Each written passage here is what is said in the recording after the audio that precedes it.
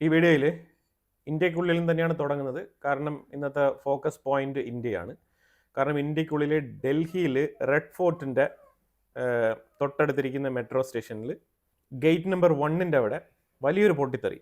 ഒരു കാറാണ് പൊട്ടിത്തെറിക്കുന്നത്. നിർത്തിയിട്ടിരുന്ന കാറാണ് പൊട്ടിത്തെറിക്കുന്നതാണ് ഇതുവരെ ഉള്ള അറിവ്. പക്ഷെ അവിടെ ആ മൊമെൻറ്റിൽ വന്ന് എത്തിച്ചേർന്ന് പൊട്ടിത്തെറിച്ചതാണോ എന്നുള്ളതിനെക്കുറിച്ചുള്ള വിവരങ്ങളൊന്നും ഇല്ല.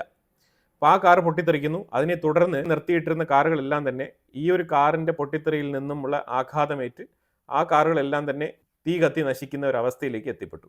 അപ്പോൾ അങ്ങനെ തുടർച്ചയായിട്ട് നടന്ന ഈ ഒരു ബ്ലാസ്റ്റ് എന്ന് പറഞ്ഞാൽ വലിയ രീതിയിലുള്ള ഒരു പൊട്ടിത്തെറിയായിട്ടാണ് ഇതിൽ ഏറ്റവും വലിയൊരു പൊട്ടിത്തെറിയാണ് ഇന്ത്യക്കുള്ളിൽ സംഭവിച്ചിരിക്കുന്നത്. തീവ്രവാദ ആക്രമണമാണ്, 100% ഉറപ്പാണ്. ഞാൻ ഇതിന് മുമ്പ് തന്നെ നമ്മൾ കഴിഞ്ഞ ഒരാഴ്ചയായിട്ട് ഈ ബംഗ്ലാദേശുമായിട്ട് ബന്ധപ്പെട്ട വാർത്തകൾ, ഇന്ത്യയുടെ സിലിഗുറി മേഖലയിൽ നടത്തുന്ന മിലിറ്ററി ഡിപ്ലോയ്മെൻറ്റ്, ഈ വിഷയങ്ങളെയൊക്കെ കുറിച്ച് നമ്മൾ ഒരുവിധം കാര്യങ്ങൾ പറഞ്ഞിട്ടുണ്ട്. ഇൻ്റലിജൻസ് റായുടെ പ്രവർത്തനങ്ങൾ ബംഗ്ലാദേശിൻ്റെ ഉള്ളിലും അതേപോലെ പാകിസ്ഥാൻ്റെ ഉള്ളിൽ ലഷ്കറിൻ്റെ നേതാവായിട്ടുള്ള ഹഫീസിൻ്റെ തൊട്ടടുത്ത ഒരു വ്യക്തിയെ, അതായത് വലിയൊരു റാലി ലാഹോറിൽ സംഭവിക്കാനിരുന്ന ആ ഒരു റാലി നടത്താൻ വേണ്ടിയിട്ട് ഓർഗനൈസ് ചെയ്തിരുന്ന ആ ഒരു ഓർഗനൈസറിനെ ഇന്ത്യയുടെ റാ വധിച്ചിട്ടുണ്ടായിരുന്നു. അപ്പോൾ അതുമായിട്ട് ബന്ധപ്പെട്ടുള്ള വാർത്തകളൊക്കെ നമ്മൾ ഒരാഴ്ചയ്ക്ക് മുമ്പ് തന്നെ നമ്മൾ അത് രേഖപ്പെടുത്തി പോയിട്ടുണ്ട്.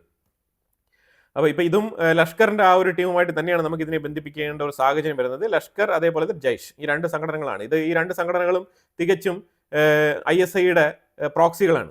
ISI എന്ന് പറയുമ്പോൾ പാകിസ്ഥാൻ്റെ ഇൻ്റലിജൻസ് ഏജൻസിയുടെ പ്രോക്സികളാണ്. അത് 100% ഉറപ്പുള്ള കാര്യമാണ്. അവരാണ് ഏറ്റവും കൂടുതൽ ഇപ്പം ലേഡി റെജിമെൻ്റ് ഒക്കെ തയ്യാറാക്കിക്കൊണ്ട് തീവ്രവാദികളെ ഉൽപ്പാദിപ്പിച്ചുകൊണ്ടിരിക്കുകയാണ് ഇപ്പം, ട്രെയിനിങ് ഒക്കെ കൊടുത്തുകൊണ്ട്. അപ്പോൾ ആ സാഹചര്യത്തിലാണ് ഇത് നമ്മൾ എങ്ങനെയാണ് കാണേണ്ടതെന്ന് പറഞ്ഞാൽ, ഇൻ്റലിജൻസ് സുരക്ഷാ വീഴ്ചയാണെന്ന് ചോദിച്ചു കഴിഞ്ഞാൽ സുരക്ഷാ വീഴ്ച തന്നെയാണ്, അതിൽ യാതൊരു മാറ്റമില്ല.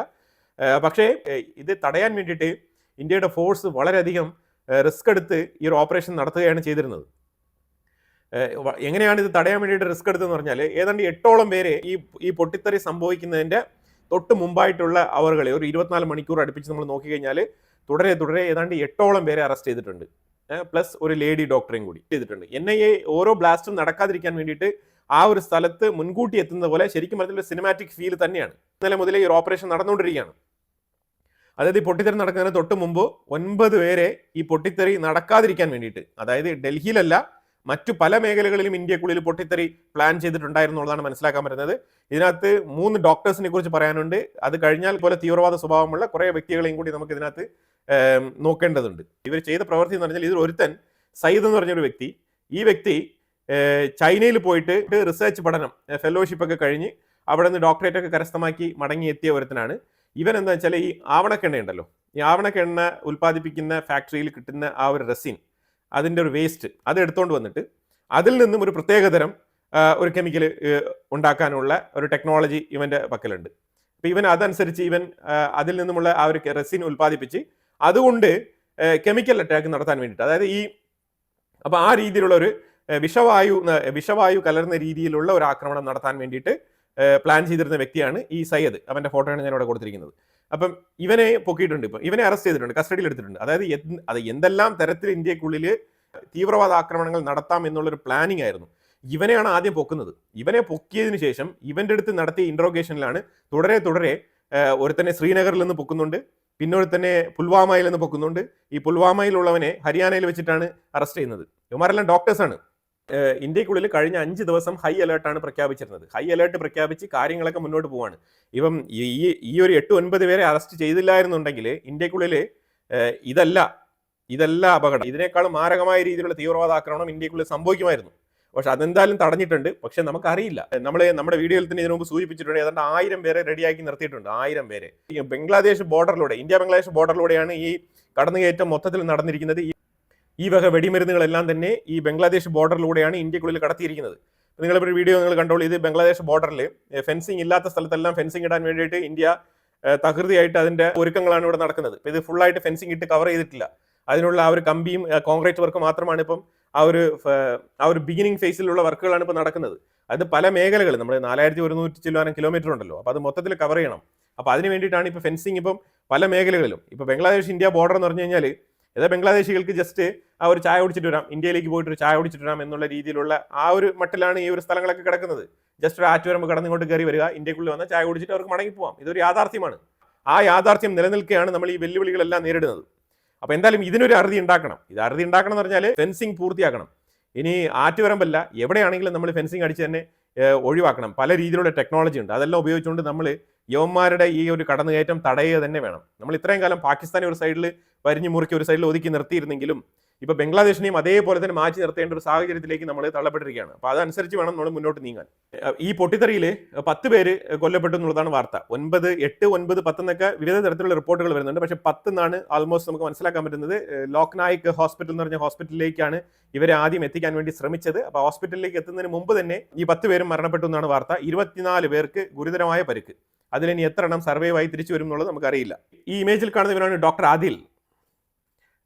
ആദിൽ അഹമ്മദ് എന്ന് പറഞ്ഞു. ഈ ഡോക്ടർ ആദിൽ അഹമ്മദിനെ ഈ സയ്യദിനെ അറസ്റ്റ് ചെയ്തതിനു ശേഷം അതിന്റെ ലീഡ് വെച്ചിട്ടാണ് ഈ ഡോക്ടർ ആദിലിനെ റെയ്ഡ് ചെയ്യുന്നത് NIA. അവിടെ റെയ്ഡ് ചെയ്ത സമയത്ത് ഇയാൾ വർക്ക് ചെയ്ത് ശ്രീനഗറിൽ ഒരു ഹോസ്പിറ്റൽ ഇയാൾ വർക്ക് ചെയ്തുകൊണ്ടിരിക്കുകയാണ്. ആ ഹോസ്പിറ്റലിന്റെ ഉള്ളിൽ പോകുമ്പോഴത്തേക്കും ഇയാളുടെ കബോർഡിൽ നിന്നും AK-47 എന്ന് പറഞ്ഞ ആ ഒരു തോക്ക്, ലേറ്റസ്റ്റ് AK-47 അവന്റെ കബോർഡിൽ നിന്നും കണ്ടെത്തുന്നത്. അത് കഴിഞ്ഞിട്ട് ഇവന്റെ വണ്ടി പരിശോധിച്ച സമയത്ത് ഈ വണ്ടിക്കുള്ളിൽ നിന്നും 360 കിലോഗ്രാം വെടിമരുന്ന് കണ്ടെത്തിയിട്ടുണ്ട്. ഇതാണ് ഇവനെ സംബന്ധിച്ചിടത്തോളം. ഇനി ഇവനെ പൊക്കി ഇവന്റെ അടുത്ത് ഇന്ററോഗേറ്റ് ചെയ്ത സമയത്ത് ഇവൻ വേറൊരു ലേഡി ഡോക്ടറിന്റെ അടുത്തും കൂടി ഈ വെടിമരുന്ന് കൊടുത്തയച്ചിട്ടുണ്ട്. പിന്നെ അവരെയും ട്രേസ് ചെയ്ത് ആ കാറും ചേസ് ചെയ്ത് ആ വെടിമരുന്ന് കൂടി എടുത്തിട്ടുണ്ട്. അത് ഏതാണ്ട് 360 കിലോഗ്രാമോളം അതുണ്ട്. ഇതിനടുത്ത് മുസമിൽ സക്കീൽ എന്ന് പറഞ്ഞ് ഒരുത്തനെ പിടിക്കുകയാണ്. മുസമിൽ സക്കീൽ എന്ന് പറയുന്നവൻ അവൻ പുൽവാമ സ്വദേശിയാണ്. ഇവനും ഡോക്ടറാണ്. ഇവൻ സർവീസ് ചെയ്തുകൊണ്ടിരിക്കുന്നത് ഈ മുസമിൽ ഹരിയാനയിലും വർക്ക് ചെയ്തിട്ടുണ്ട്. അപ്പൊ അങ്ങനെ ഇവരെല്ലാം തന്നെ ഒരു ജോയിന്റ് ആയിട്ടുള്ള ടീമാണ്. അപ്പൊ അങ്ങനെ ഈ 4 ഡോക്ടർ അടങ്ങുന്ന ഈ ഒരു ടീമിനെ NIA സൂപ്പറായിട്ട് പൊക്കിയിട്ടുണ്ട്. ഇവരെ പൊക്കിയില്ലായിരുന്നുണ്ടെങ്കിൽ ഇവരുടെ കയ്യിൽ ഈ 4 പേരുടെ കയ്യിലും 360 വെച്ചിട്ട് ഇവരുടെ കയ്യിലുണ്ട് വെടിമരുന്ന്. ഇതൊക്കെ എവിടെയെങ്കിലൊക്കെ പൊട്ടിത്തെറിക്കാൻ സാധ്യതയുള്ള സാധനങ്ങളാണ് പിടിച്ചെടുത്തിരിക്കുന്നത്. ഇത് ഇന്ത്യക്കുള്ളിൽ എവിടെയെങ്കിലും പൊട്ടിക്കാൻ വേണ്ടിയിട്ടാണല്ലോ ഇവർ ശേഖരിച്ച് വെച്ചിരിക്കുന്നത്. അപ്പൊ അവിടെയൊക്കെ നമുക്ക് NIA-യുമായിട്ട് ബന്ധപ്പെട്ട് അവർ ക്രിയാത്മകമായിട്ട് അവർ പ്രവർത്തിച്ചു.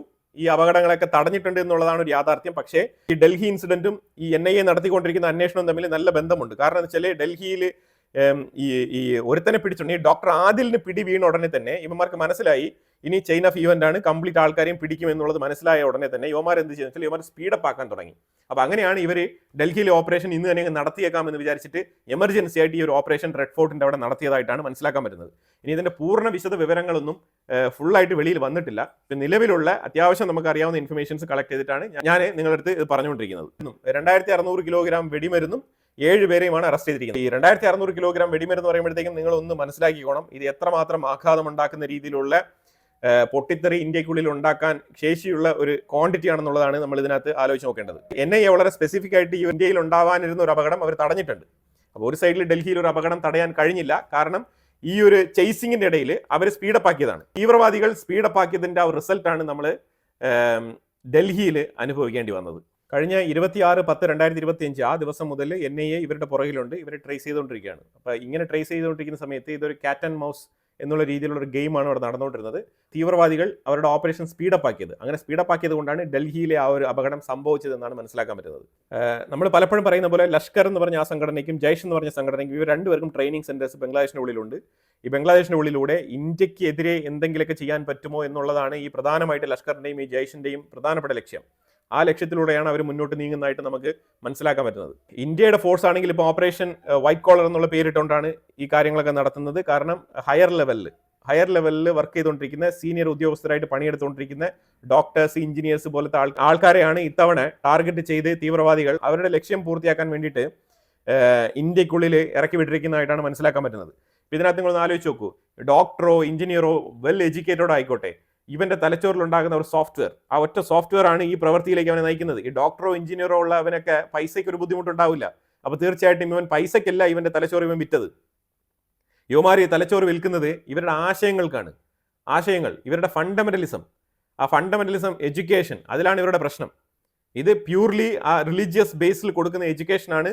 അവർക്ക് ആ ഒരു പാരഡൈസ് സ്വപ്നത്തിലൂടെ ഇങ്ങനെ സഞ്ചരിക്കുന്ന ഒരു ലഹരി, ആ ലഹരിക്ക് അടിമയാവുന്നതുകൊണ്ടാണ് ഈ രീതിയിൽ മറ്റുള്ളവരെ കൊന്നൊടുക്കിയാലും കുഴപ്പമില്ല, എനിക്ക് എൻ്റെ സ്വർഗം കിട്ടിയാൽ മതി എന്ന് ചിന്തിക്കുന്നവനെ കൊണ്ട് മാത്രമേ ഈ രീതിയിൽ പൊതുസ്ഥലങ്ങളിലൊക്കെ ബോംബ് വെച്ച് പൊട്ടിച്ച് ഇങ്ങനെ പൊതുജനങ്ങളെ കൊലക്കി കൊടുക്കാൻ സാധിക്കുകയുള്ളൂ. അപ്പൊ എന്തായാലും ഇനി വരും ദിവസങ്ങളിൽ ഇന്ത്യക്കുള്ളിൽ 2 ഓപ്ഷനാണ്. അതായത് ഈ അതായത് മൊത്തത്തിലുള്ള ഈ ഒരു ഇൻഫിൽട്രേഷൻ മൊത്തം നമ്മൾ കണ്ടെത്തി പൊട്ടിത്തെറി നടക്കാനിരിക്കുന്ന എല്ലാ പൊട്ടിത്തെറികളെയും നമ്മൾ ഡിഫെൻഡ് ചെയ്ത് കാര്യങ്ങൾ മുന്നോട്ട് പോയി നമുക്ക് സെക്യൂരിറ്റി ഉറപ്പുവരുത്തി എന്ന് കഴിഞ്ഞാൽ NIA അഥവാ ഇന്ത്യൻ ഗവൺമെന്റ് ഓഫ് ഇന്ത്യ പറഞ്ഞു കഴിഞ്ഞാൽ ഓക്കെയാണ്. ഇനി അതല്ലാന്നുണ്ടെങ്കിൽ എവിടെയെങ്കിലൊക്കെ പൊട്ടിത്തെറികൾ സംഭവിക്കാം. അതേസമയം വീണ്ടും ഇതേപോലെയുള്ള സെർച്ച് നടക്കുന്ന ഒരു സാഹചര്യം, വീണ്ടും ഇതേപോലെ NIA റൈഡ് നടത്തി പല സ്ഥലങ്ങളിൽ നിന്നും ഇതേപോലത്തെ വെടിമരുന്നുകളൊക്കെ പിടിച്ചെടുക്കേണ്ട സാഹചര്യം വരും. ഇനിയെങ്കിലും ഇന്ത്യ ഈ ബംഗ്ലാദേശികളെ മൊത്തത്തിൽ അരിച്ചു പറക്കി ഐഡന്റിറ്റി വെരിഫൈ ചെയ്ത് തൂത്ത് പറക്കി വെളിയിൽ കളയണം. ഒറ്റ ഒരുത്തിന് ഇന്ത്യക്കുള്ളിൽ വെച്ചേക്കാൻ പാടില്ല. ആരിഫ് നിസാർ ദർ എന്ന് പറഞ്ഞ വ്യക്തി, ഇയാളെ ശ്രീനഗറിൽ നിന്നാണ് ഇയാളെ അറസ്റ്റ് ചെയ്യുന്നത്.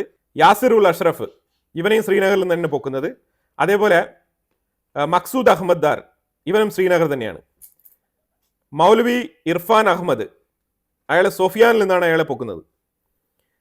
അത് കഴിഞ്ഞാൽ ഈ 5, 6, 7 ഇവർ വളരെ ഇമ്പോർട്ടൻ്റ് ആണ്. സമീർ അഹമ്മദ് എന്ന് പറഞ്ഞ വ്യക്തി, ഈ വ്യക്തിയെ അടുത്ത ഡോക്ടർ മുസമിൽ എന്ന് പറഞ്ഞ വ്യക്തി, ഈ വ്യക്തിയെ ഞാൻ ഇതിനു മുമ്പ് പറഞ്ഞിട്ടുണ്ട്. ഈ ഡോക്ടർ മുസമിലിനെ അറസ്റ്റ് ചെയ്തിരിക്കുന്നത് പുൽവാമ, ഈ പുൽവാമക്കാരാണ്. ഇവനെ ഹരിയാനയിൽ വെച്ചാണ് അറസ്റ്റ് ചെയ്യുന്നത്. അതുപോലെ ഡോക്ടർ ആദിൽ, ഈ ഡോക്ടർ ആദിലിനെ കുറിച്ചും ഞാൻ ഇതിനു മുമ്പ് നമ്മൾ നോക്കിയതാണ്. അപ്പൊ ഇങ്ങനത്തെ 7 പേരെയാണ് അറസ്റ്റ് ചെയ്തിരിക്കുന്നത്. ഇന്ന് ഡേ ടൈമിൽ നമുക്ക് കുറച്ചുകൂടെ ഡീറ്റെയിൽ ആയിട്ട് മനസ്സിലാക്കാൻ പറ്റും ഇനിയും എത്ര പേരെ അറസ്റ്റ് ചെയ്തിട്ടുണ്ട്, എവിടെയൊക്കെയാണ് ഇവരൊക്കെ ഓപ്പറേഷൻസ് പ്ലാൻ ചെയ്തിരുന്നത് എന്നുള്ള വിഷയങ്ങളൊക്കെ പുറത്തു വരാനിരിക്കുന്നേ ഉള്ളൂ. അപ്പോൾ എന്തായാലും ഞാനും അതനുസരിച്ച് വെയിറ്റ് ചെയ്തിരിക്കുകയാണ്. തീർച്ചയായിട്ടും ഇതിനെക്കുറിച്ചുള്ള വിവരങ്ങൾ ഞാൻ നിങ്ങളെ അപ്ഡേറ്റ് ചെയ്യാൻ കിട്ടുമ്പോഴത്തേക്കും. അപ്പോൾ നിങ്ങളുടെ അഭിപ്രായങ്ങൾ കമന്റ് ബോക്സിൽ രേഖപ്പെടുത്തുക. കൂടുതൽ വാർത്തകളുമായിട്ട് അടുത്ത വീഡിയോയിൽ വരാം. Thank you so much.